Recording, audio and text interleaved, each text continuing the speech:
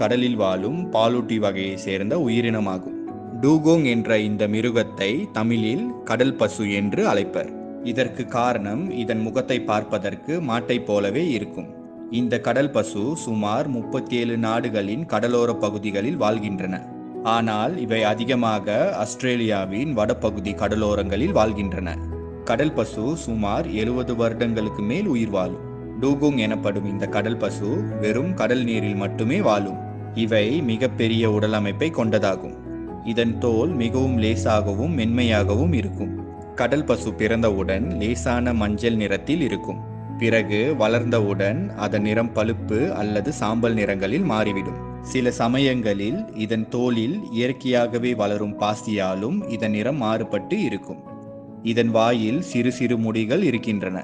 கடல் பாசிகளை சுலபமாக சாப்பிடுவதற்காக இதன் வாய்ப்பகுதி கீழ் நோக்கி அமைந்துள்ளது.